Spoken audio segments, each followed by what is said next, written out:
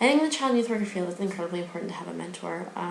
Even if you're past the novice level, I think that finding somebody who has that kind of experience and knowledge that you don't have is super important. And I think that's true for just about any field, but especially in child and youth work, because there's so many different experiences, and there's so many new situations, and there's so many different people and like development, and I mean, not every situation you could experience two exactly the same situations, and still they wouldn't necessarily be exactly the same, because they're different kids, and they're different, these kids have different experiences and everything. But I think that it's very beneficial to have somebody who has similar experiences to compare notes with, especially if you've not had that much experience.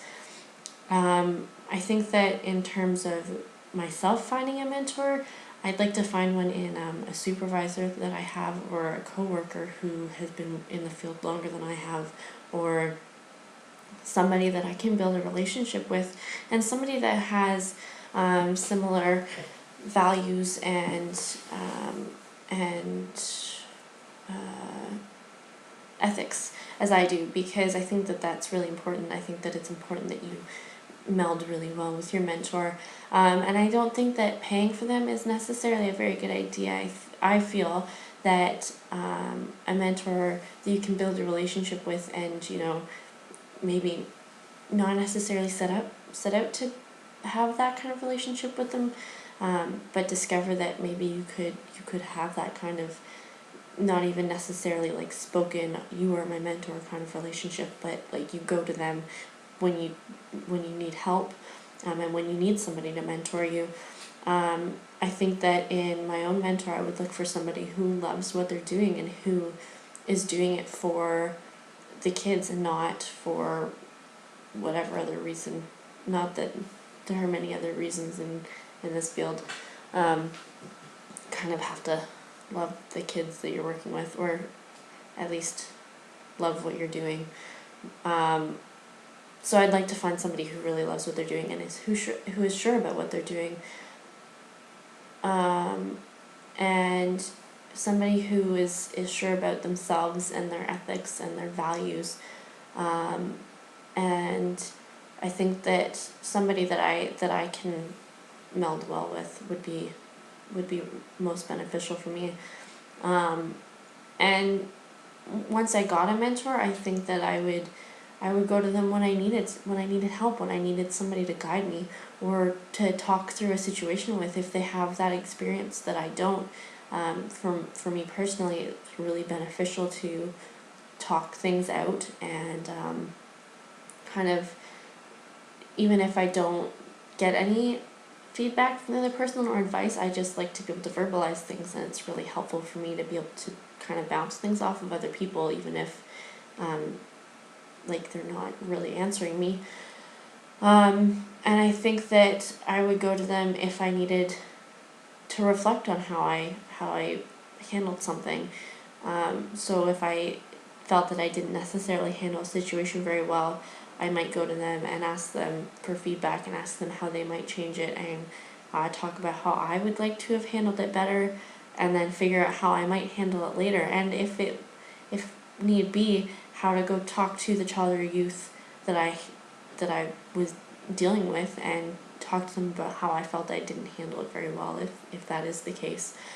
And hopefully the mentor that I have is somebody that I work with, or that I find through doing child and youth work, so I won't have to make an appointment with them, and hopefully they're not busy. I'd really like to find somebody that I can go out and have coffee with, or go for a walk with, or do something else with.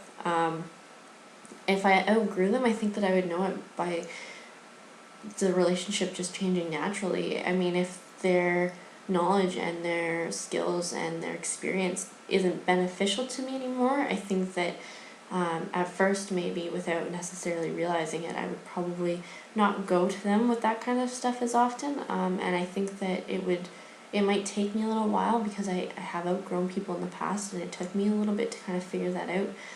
Although now that I know what that's like, maybe I will know that sooner. but I think that I would know by them just not being beneficial for me in that way anymore. And hopefully that isn't a negative thing. In terms of self-monitoring and professional development, my current skill set is I've had 2 placements and I've had a job in the field, and I've worked with kids through babysitting and my younger sibling since I was like 12. But I don't have a huge range of skills. In my placements, I've worked with teenagers with some of them had FAS, some of them had just general delays, and some of them were aggressive, so I know how to handle those kinds of situations. And I had a really good supervisor in my first placement. She and I got along very well. She gave me lots of feedback. She gave me lots of encouragement, and I found that she was very beneficial. My second supervisor in some ways was very beneficial for me, in other ways not so much. She and I got along well, but we didn't necessarily always have the same viewpoint on some things. We didn't always see eye to eye on some situations. Her ethics and her values didn't necessarily always match up with mine, and she went into situations like head first without really asking any questions, whereas I like to ask questions, I like to talk it out kind of thing. And I mean, sometimes that isn't always the best way to handle things, and that really helped me see that. But other times I think that it's really important to talk things out and figure that stuff out first.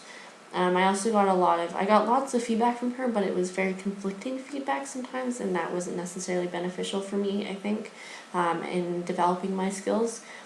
But my job this summer, I worked with children with special needs, and I integrated them into mainstream day camps, and I think that really helped my professional development.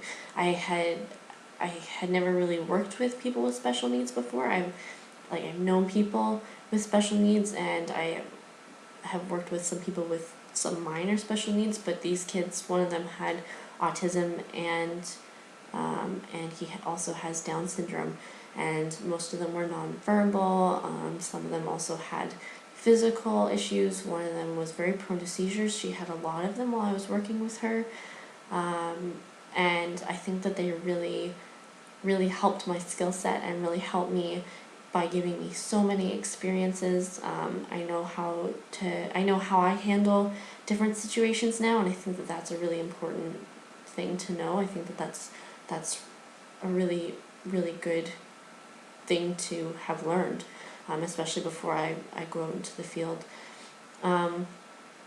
In terms of ensuring that I'm not plateauing, I think that a mentor would be really helpful there. I could talk to them, and I think that going to my supervisors, and I think that if I felt that I was plateauing, or the people around me felt that I was plateauing, I would go to different classes. I would probably maybe even look for different experiences, and maybe look for a different job depending on what the situation is, and do my best to continue learning and continue developing my skills. Things are changing all the time, so keeping up on that will be really important for me. In terms of feeling stuck, I've definitely felt stuck before, and I know that I feel stuck because I go into like autopilot, and I don't really pay attention, and a day goes by and I'm like, whoa, where did the day go? And a week will go by and it all melds into one, and I have no idea where the time went. And when I'm in this state, I need to change things up a bit. I need to change my schedule around, or I need to, do one new thing every couple days, or I just need to change up the experiences that I'm having, because autopilot mode isn't where I want to be ever, because I miss what's going on around me. And I think that especially working in the field, going into autopilot, it really isn't beneficial for me or for anybody else. In terms of self-monitoring of self-care, I think that in terms of burnout, I've definitely almost been there before. In the summer, I went through a whole bunch of stuff, and while I was working with my kids with special needs, I was also keeping myself so busy that I was only home to sleep for like 3 to 6 hours at a time, and I was barely eating, and I was exhausted, and I was sick, and it was just not going well. Basically, I was so busy all the time, I was keeping myself that way, and it was not doing me any good, and I knew that I was burning out because I was exhausted, and as much as I loved the kids that I was working with, I didn't necessarily want to be there all the time, and I was eating less and less because I was so tired and so just out there that eating wasn't on my mind. My body wasn't concerned with that, and I know that to get me out of that, I kind of went, oh my God, if I keep doing this to myself, I'm gonna be really sick, and it's not gonna be good. I'm gonna probably pass out because I'm not eating and I'm not sleeping, and I'll probably end up in the hospital, and I don't want to be there. So I had to kind of pull myself out of that mindset and look at what was going on and look at how much I was making myself do and cut down on the things that I didn't need to be doing. And compassion fatigue, I've not experienced that, so I don't know what it looks like, but I hope that I could identify that, and I am thinking that it would probably look similar to probably a mixture of like my stuck and my burnout, and I'd probably be very tired, and I probably wouldn't necessarily want to handle certain situations. I think that in terms of assessing kind of a situation, in terms of my burnout, when I was starting to experience it, I lose motivation and I lose interest in what's going on around me. I don't care. I don't care about what's going on around me, and I don't care about the things that I normally would care about. And I think that that's a really big red flag for me, because I care very deeply about most things, especially the kids that I'm working with. I love the kids that I'm working with. I don't know that I could do my job without loving the kids that I work with. So I think that when I reach that point where I'm starting to not care, like, oh, I don't want to be here, oh, I can't do this, I just want to go home and I don't want to deal with these kids today, that would be a huge red flag for me. And I have always been somebody who reflects on myself and on my, like, what I've been doing, and I take responsibility. And I think that if I was burning out and I noticed that, and I think that I would kind of go, oh, I need to take responsibility over what is going on inside of me right now and how I'm feeling, and I need to change something. I need to figure that out, and fix that. And I think that to do that, I would cut down on the things that I didn't need to be doing, and I would probably try and add some things in that give me energy and make me feel good, like dancing. I would probably try and sign up for a dancing class, whether it's Zumba or whatever, for once a week or once every 2 weeks or twice a week if I need it.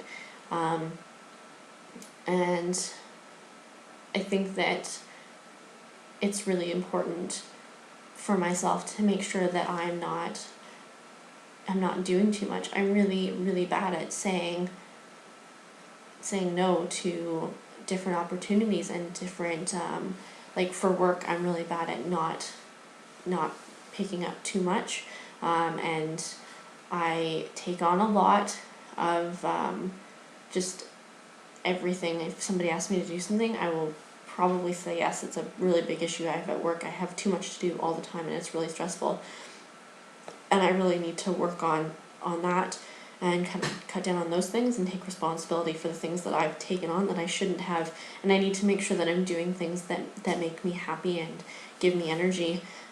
So dancing and spending some time with friends and taking some time to read and listen to music, because those things all make me feel good and rejuvenate me and pull me out of a bad a bad spot, if I'm in a bad spot, they pull me out of a bad mood, and they make me feel better, even if it's just until I can do it again. So I think that if I was experiencing burnout or compassion fatigue, I would have to do those things. And I do my best to take part in different things that give me energy and make me feel better and happy, as often as I can right now.